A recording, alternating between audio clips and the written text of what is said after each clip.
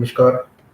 So, in our Karma Yoga lectures, we have been discussing about different ideas by Swami Vivekananda and secret of work, the idea of complete self-abnegation, each and great in his own place. Now, to summarize, we come to some of the cardinal thoughts which Swami has given to us in this entire process. Very quick summary we'll try to make in this portion, and then we'll move on to the his next series of lectures, which are on Raja Yoga. So, in at the you can say culmination of his thoughts on Karma Yoga, he puts this once again that this universe will go on as it is. Our goal is to freedom.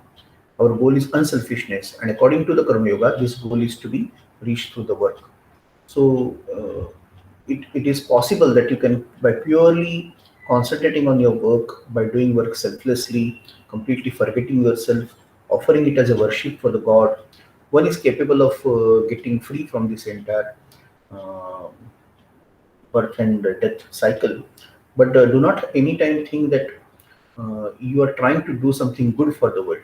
He repeatedly says that the world's will within will is a terrible mechanism, and if we put our hands in it, as soon as we are caught, we are gone. So we are all think that when we have done a certain duty, we shall be at the rest. But before we have done a part of that duty, another is still waiting. One duty is over, second duty comes. तो ये complex यंत्र है पूरे विश्व का, जिसमें आपको लगता है एक काम होने के बाद आपका काम पूरा हो जाएगा, उसके बाद और कुछ काम नहीं रहेगा। लेकिन आप एक काम के होने में ही दूसरे काम की शुरुआत या उसका आरंभ होता है। और ये एक ऐसा गहरा गहरे कुएं के जैसा, और इतना ये एक प्रकार से हम कह सकते हैं कि ये एक टेरिबल, मतलब ये भयानक यंत्रवत व्यवस्था है कि जिसमें अगर आपने एक बार उसमें हाथ डाल दिया तो आपके हाथ उसमें आ गए। तो इसलिए we are all being dragged along by this mighty complex world machine. There are only two ways out of it. One is to give all the concerns with the machine, to let it go and stand aside, to give up all our desires. ये एक वैराग्य का मार्ग है कि आप सब कुछ छोड़ दो, उससे बाहर निकल जाओ और एक अपने आप पर अडिग रहो और बिल्कुल विभक्त रहो, अलिप्त रहो, ये, और आपकी सारी इच्छाओं को छोड़ दो। ये कहना आसान है, लेकिन ये बहुत ही मुश्किल है। जैसे लास्ट सेशन में भी हम लोग देख रहे थे कि आप मान लीजिए 20-25 लाख, 2 करोड़, 3 करोड़ लोगों में से शायद एक, उतना भी नहीं होगा शायद, तो ऐसे लोग शायद इस प्रकार की, जैसे हमारे पुराने शास्त्रों में कहा है, एक पिपीलिका मार्ग है, विहंगम मार्ग है। किसी पेड़ के ऊपर एक फल है, तो या तो आप एक चींटी के जैसे धीरे धीरे चढ़ के वो पेड़ तक जा सकते हैं रेंगते हुए, और फिर पेड़ के ऊपर चढ़ते हुए उस शाखा पर, शाखा से छोटे शाखा पर करते करते उस फल तक आप पहुंचने की आशा है। ये कर्मयोग का मार्ग है, धीरे धीरे जाना है लेकिन ठीक से जाना है। अपना काम ही हम अपना योग है इस समझ के। विहंगम मार्ग कुछ बहुत ही ज्ञानी, बहुत ही हम कह सकते हैं शुक्र जैसे, आदि शंकरा जैसे, स्वामी विवेकानंद जैसे लोग रहते हैं, वो बचपन से ही ये आत्मसिद्ध होते हैं। निरंतर वैराग्य ही उनकी एक पहचान होती है। थोड़ी एक सेशन पहले स्वामी जी ने हमें कथा भी बताई कि कैसे शुक को 7 प्रदक्षिणा डालने के लिए कहा और फिर भी एक भी छोटी बूंद नहीं गिरी। ऐसे हमारे साथ नहीं हो सकता। ये पिपीलिका मार्ग और विहंगम मार्ग में यही फर्क है कि विहंगम में ऐसे जो नित्य सिद्ध और योगी होते हैं, सदा समाधि अनुभव करने वाले, वो एकदम छलांग लगा कि एक ही साथ वो वृक्ष को जहाँ फल है बिल्कुल वहीं पे जाते हैं और उसको ले सकते हैं। तो इनका योग में यही है कि हर एक की प्रगति हो रही है, हर एक का जो गति है वो अलग अलग होगी, और हमें किसी से अपनी तुलना नहीं करनी है।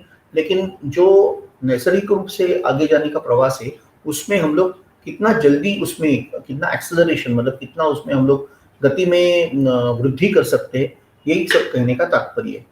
So we have now seen what work is, and it is a part of nature's foundation. It goes on as it is always, or because they know that God is not such an incapable being as it will need our help. जो भगवान में सचमुच विश्वास रखने वाले, जो सही मायने में जो हम कह सकते हैं ईश्वरवादी है, या हम क्या कहते हैं उनको, आस्तिक है, जिनका अपने आप पर विश्वास होता है, दुनिया पर होता है, व्यवस्था पर होता है, और ईश्वर पे होता है सबसे इम्पोर्टेंट, तो वो कभी भी ऐसी भूल नहीं करते समझने की कि मेरे वजह से ये सब हो रहा है और मैंने ये सब की, भगवान को मेरी जरूरत है या विश्व को मेरी जरूरत है। या ऐसा कुछ भी उनके मन में नहीं होता है। वो अपने आप को भूलकर अपना ही एक यज्ञ में समिधा अर्पण करते हैं। उस प्रकार से they all go, their goal is unselfishness and according to karma yoga this is what is to be reached. And all ideas of making the world perfectly happy are not going to happen, Swamiji says. So, yours is to work, not to ask for the fruits. आपका काम है कर्म करना, फल की अपेक्षा नहीं करना है। इस प्रकार से मनुष्य ने अगर अपने आप को ट्रेन किया एक कर्मयोग में, तो बहुत कुछ इससे अच्छा काम हो सकता है। और यही स्वामी जी उसको कहते हैं बार बार, and that is the way to work. Give up all the fruits, be unattached to them, know that this world is not we, nor are we this world, and nor we are this body. What is left to us? It is only to work. Whatever work has come to us, just complete the work with the best of our capacity. हम वो आत्मा है, वो हम सारे परमात्मा के अंश हैं, जो हमेशा शांत रहता है, अपनी ही स्थिति में ही सारी गति अनुभव करता है। उससे बिल्कुल वो दृष्टा के रूप से उसको देख सकता है। सो हमें क्यों किसी चीज से बनना है? अगर हम उसके अंश है तो हमें भी उसके जैसे ही होना है। आप अपने उसके जैसे जब उसके गुणों का हम आराधन करेंगे, बार बार उसके बारे में सोचेंगे, उसका स्मरण करेंगे, तो अपने आप वो गुणों का थोड़ा तो रिफ्लेक्शन, थोड़ा तो प्रतिबिंब हम में भी आ सकता है। So every good thought, which we are thought of, हर एक सद्विचार एक वापस हमारे पास और अच्छा विचार होकर आ जाता है। हमें उसका लाभ, जैसा स्वामी जी ने पहले कहा, द्विगुणित त्रिगुणित करके उसको शतागुणित होकर मिलता है। और वो कहीं ना कहीं वो स्टोर भी हो जाता है, उसका कहीं ना कहीं वो रुक जाता है, एक प्रकार से उसका संग्रह होता है। और जब अच्छी परिस्थिति आती है तो ऐसे विचार वापस किसी मन को पकड़ लेते हैं। ये भी हमने पहले देखा। तो कई सारे उसमें युक्तिवाद दिए है भगवत गीता में और बाकी सारे ग्रंथों में। और उसमें अलग अलग कैसे काम करना है, क्यों काम करना है, अगर ये नहीं तो ये करो, अगर ये नहीं तो ये करो।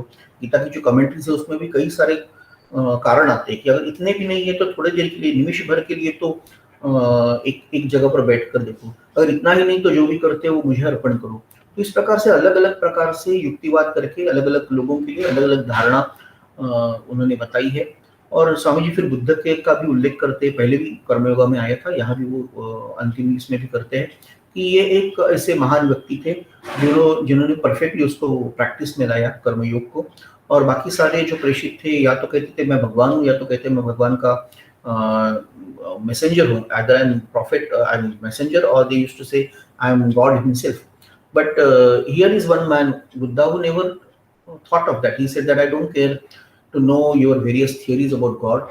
What is use of discussing all these subtle doctrines about the soul? Do good and be good.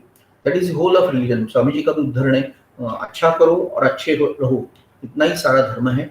और इसमें बुद्धदेव की जीवन में इसका बिल्कुल 100% प्रतिबिंब आता है। इसे वो और कर्मयोग का अगर आपको कोई देखना है उदाहरण, तो बुद्धदेव का उदाहरण वो देते हैं। He was in the conduct of his life absolutely without personal motives, and what man worked more than him.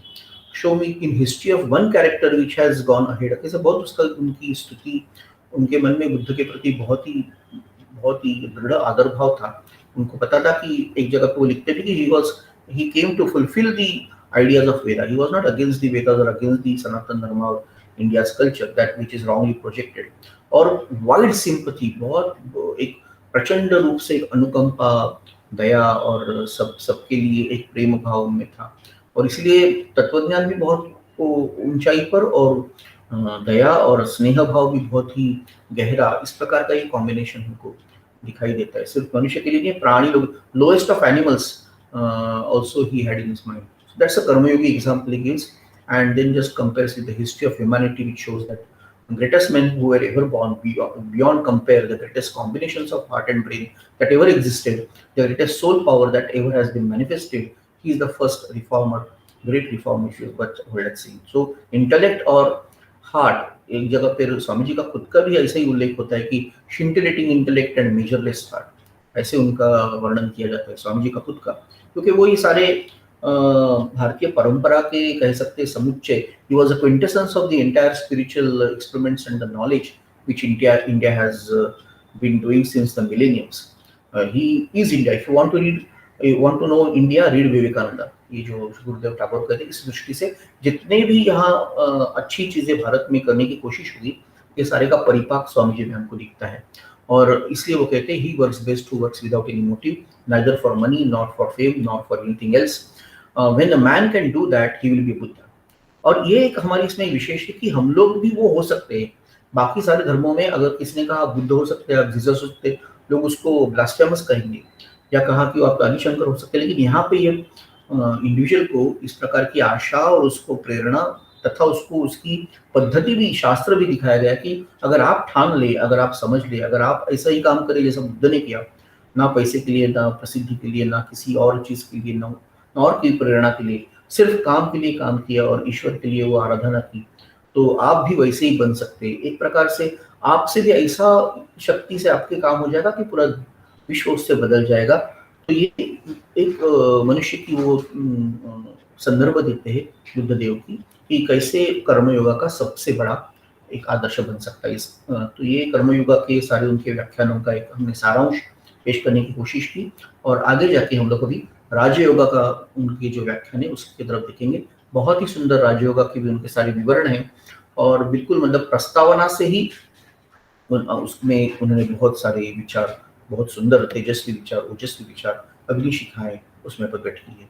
तो यहाँ पर हम लोग कर्मयोगा का पाठ और आज का व्याख्यान समाप्त करते हैं, और आने वाले व्याख्यान में फिर एक बार हम स्वामी जी की जो अद्भुत वाणी है उसके बारे में और उनके विचार के बारे में समझने की अपनी तरफ से ये छोटी कोशिश करेंगे। धन्यवाद।